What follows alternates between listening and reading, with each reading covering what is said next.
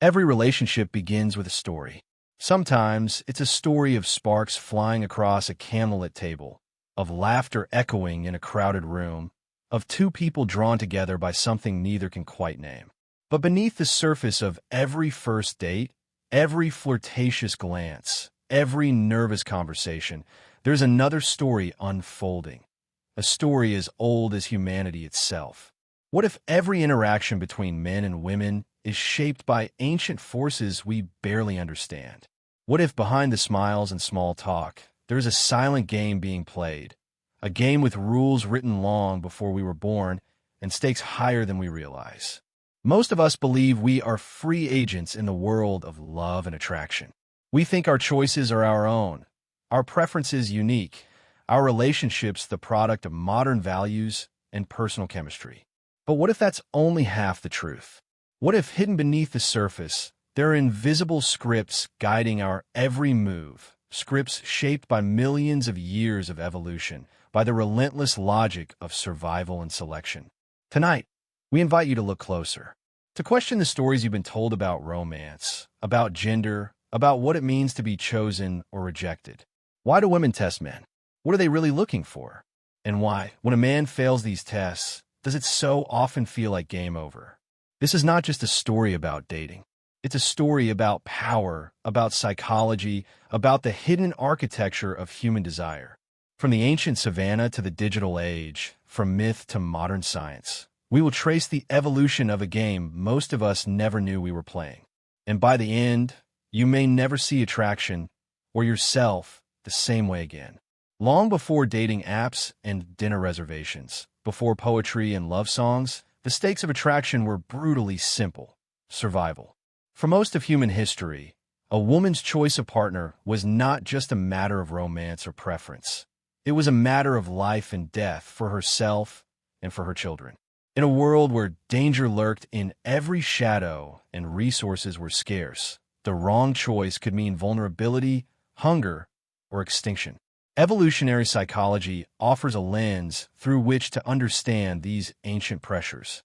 Charles Darwin's theory of sexual selection proposed that, alongside the struggle for survival, there was a parallel struggle for mates. Over generations, women who were able to discern the difference between a reliable protector and a risky pretender were more likely to see their offspring survive and thrive.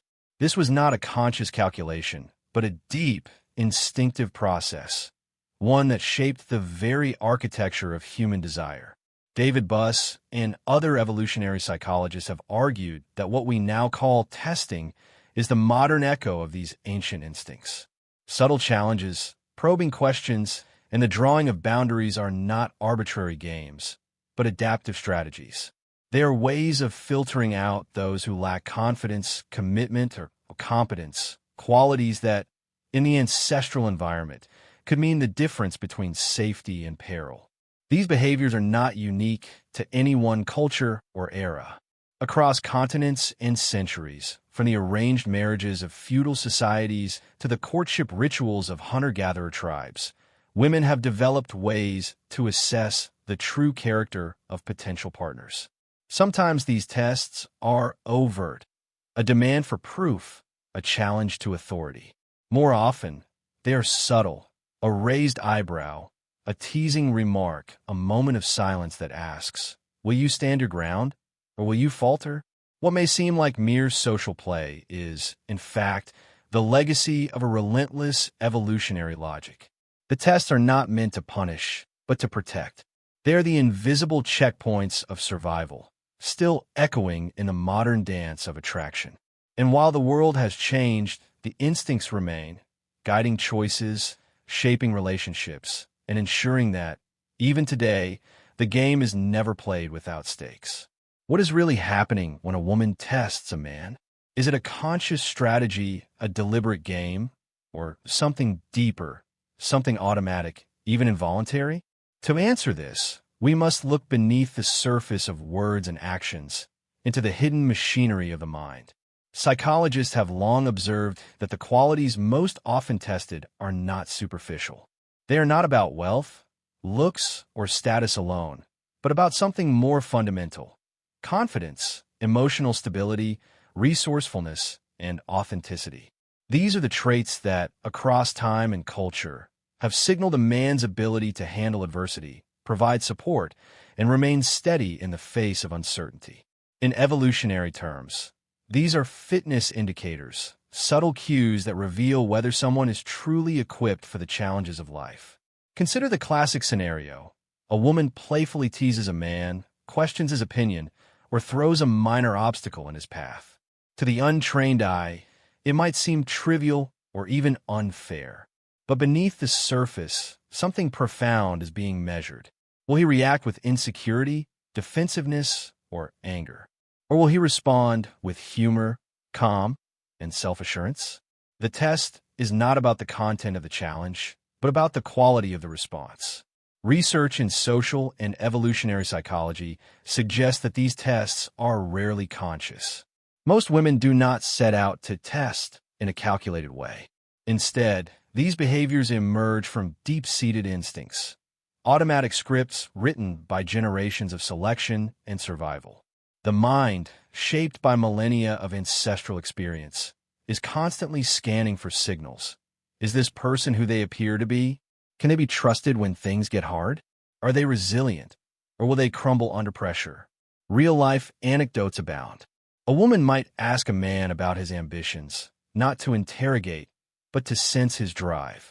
She might challenge his opinion, not to argue, but to see if he stands by his beliefs. She might create a moment of tension, not to provoke, but to observe his emotional composure. Each of these moments is a window into character, a glimpse of how he might respond to the unpredictable storms of life. Failing these tests can trigger a visceral sense of disappointment or even repulsion. It is not always logical or fair. It is often a gut reaction, a feeling that something essential is missing. The disappointment is not just personal, but evolutionary, a signal that the match may not be viable for the long journey ahead. This raises a deeper question. Are we really in control of our desires? Or are we playing out ancient scripts, written long before we understood their purpose? The psychology of testing reveals that much of what we call choice is shaped by forces beneath our awareness. The tests are not just about finding a partner. They are about survival, security, and the timeless search for someone who can weather life's storms. In this light, every test is both a challenge and an invitation to reveal who we truly are and to discover whether we are ready for the game that never ends. Across the tapestry of human history, the subtle art of testing has left its mark, not just in private moments, but in the stories, rituals, and customs that define entire cultures. Far from being a modern invention, the dynamic of women testing men is woven into the myths and literature of civilizations both ancient and recent, revealing itself as a universal thread in the human experience. In Greek mythology, the trials of Odysseus are not only battles against monsters and gods, but also tests of character, loyalty, and cunning. Penelope, his wife, is often remembered for her own tests, her weaving and unweaving of the shroud, her clever deflections of suitors, her subtle challenges to Odysseus upon his return. These stories are not just tales of adventure, but coded lessons about the qualities that make a man worthy of trust and partnership. Move forward to the courtship rituals of Victorian England, where social dances, chaperone visits, and carefully crafted letters served as elaborate tests of patience, propriety, and resolve. In these societies, the rules of engagement were strict, but the underlying instincts remained the same: to discern character, to measure intent, to ensure that promises were more than words. Different cultures have interpreted and responded to testing in their own ways. In some societies, open challenges and public displays are encouraged. In others, subtlety and restraint are prized. Social norms, shaped by patriarchy and tradition, can amplify or suppress these instincts, but they rarely erase them. Even as gender roles and expectations evolve, the underlying dynamic persists, sometimes hidden, sometimes celebrated, always present. Testing, then, is not manipulation or cruelty. It is a deeply human, cross-cultural phenomenon, a way for individuals and societies to navigate the uncertainties of trust commitment, and survival. By recognizing its presence in our shared history, we can begin to see it not as a game to be won or lost, but as a conversation that stretches across time, culture, and the very fabric of human connection. In the digital age, the ancient dance of testing has not disappeared. It has simply changed its stage. Today, the rituals of attraction and selection play out not just in crowded rooms or quiet cafes, but across glowing screens and endless streams of curated images. Technology has transformed the landscape of human connection, amplifying both the opportunities and the challenges of the evolutionary game. Dating apps have become the new arenas for mate selection, where swipes and matches replace the glances and gestures of the past. Here, the first test is often visual. A profile picture, a carefully chosen bio, a handful of interests designed to signal fitness, status, or authenticity. But beneath the surface, the same ancient instincts are at work. Every message, every emoji, every delay in response becomes a subtle test, an opportunity to gauge confidence, wit, and emotional intelligence. Texting games have emerged as a modern form of testing, where timing, tone, and subtext matter as much as the words themselves. A delayed reply can be a test of patience or interest. A playful tease can be a probe for resilience or humor. Ghosting, the sudden disappearance of a potential partner, can itself be a test, intentional or not, of how one handles uncertainty and rejection. Social media adds another layer, allowing individuals to craft and project idealized versions of themselves. The curated self becomes a new kind of fitness signal, broadcasting status, lifestyle, and desirability to a wider audience than ever before. Yet, this abundance of choice brings its own paradox. The more options we have, the more anxious and uncertain we become. The fear of missing out, the pressure to perform, and the constant comparison to others can make the process of connection feel more like a competition than a conversation. In this environment, the tests are both more visible and more complex. Algorithms nudge us toward certain matches, while the sheer volume of interactions can make genuine connection feel elusive. The ancient instincts that once helped us survive now play out in a world of infinite possibility and relentless scrutiny. Yet, the core questions remain unchanged. Are we being authentic or just performing? Are we responding to real connection or to the pressure of expectation? The digital age has not erased the tests. It has multiplied them, woven them into the very fabric of our daily lives. To recognize these new forms of testing is to reclaim agency in a world that often feels overwhelming, and to remember that even in the age of technology, the search for trust, authenticity, and connection is as vital as ever. Failure in the evolutionary game is rarely gentle.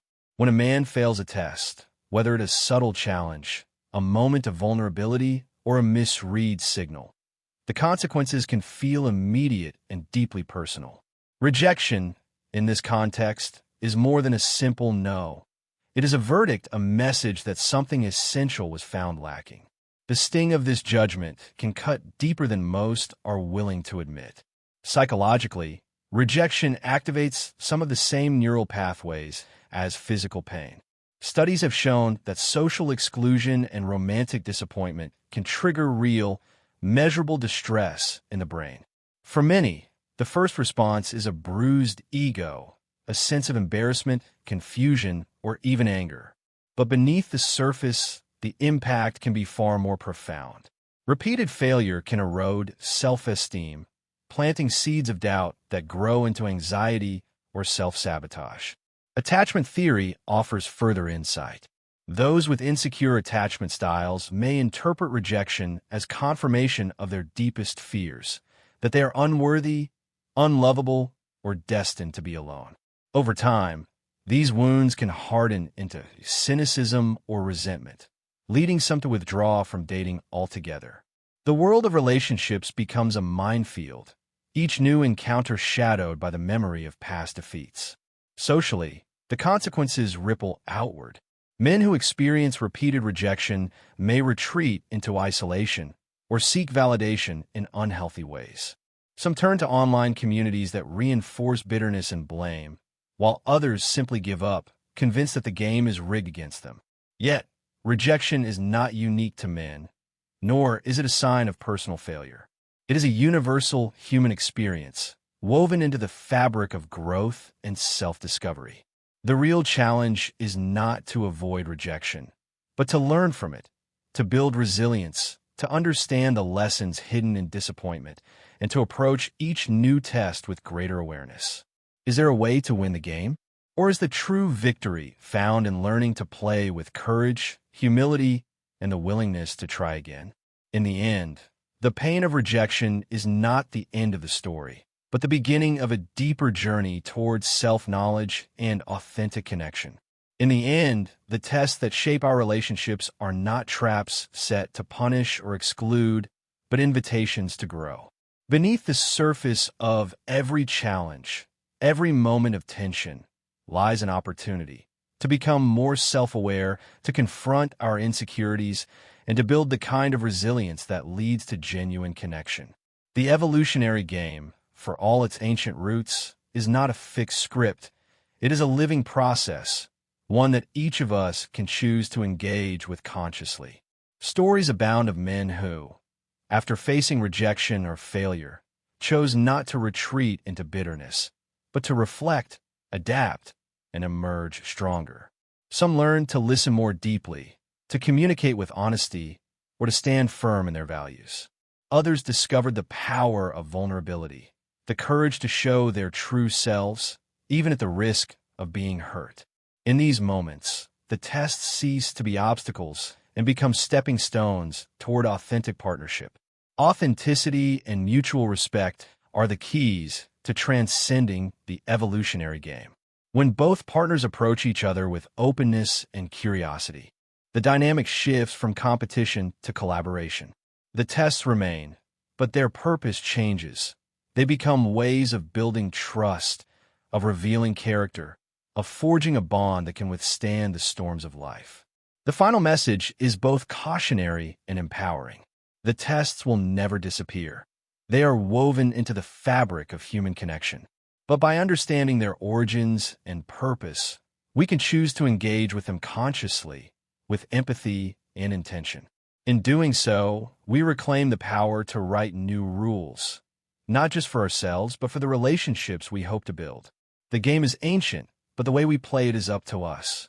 While the evolutionary roots of testing are grounded in survival and selection, the same instincts that once protected us can, in a modern world, be twisted into something far more destructive.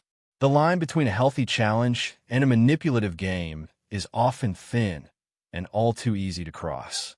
In some relationships, what begins as a subtle test of character can morph into a pattern of emotional gamesmanship.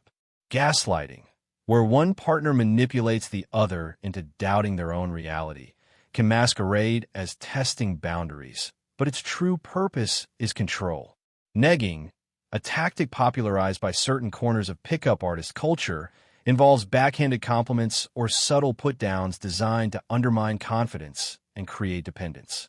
These are not adaptive strategies, but calculated moves in a contest for power. The commodification of dating advice has only amplified these dark patterns. Online forums and self-help gurus often frame relationships as battles to be won, encouraging men and women alike to use psychological tricks to gain the upper hand. What is sold as confidence or game can quickly become manipulation, eroding trust and fostering insecurity. The evolutionary game becomes a cycle of one-upmanship, where vulnerability is punished and genuine connection is sacrificed for short-term advantage. Real-life stories abound of people left confused, anxious, or emotionally scarred by partners who weaponize testing. The emotional fallout can be profound: self-doubt, anxiety, and a lingering sense of never being enough. In these cases, the ancient logic of selection is hijacked, not to build stronger bonds, but to destabilize and control. This shadow side of testing challenges us to reflect on our own behaviors and motivations. Are we seeking connection or control? Are we testing for compatibility or for dominance? The difference is not always obvious, but the consequences are real. Ultimately, the responsibility lies with both men and women to cultivate self-awareness, empathy, and ethical boundaries.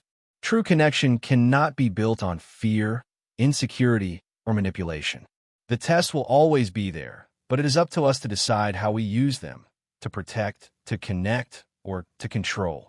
In recognizing the shadow side, we reclaim the possibility of relationships built on trust, respect, and genuine understanding.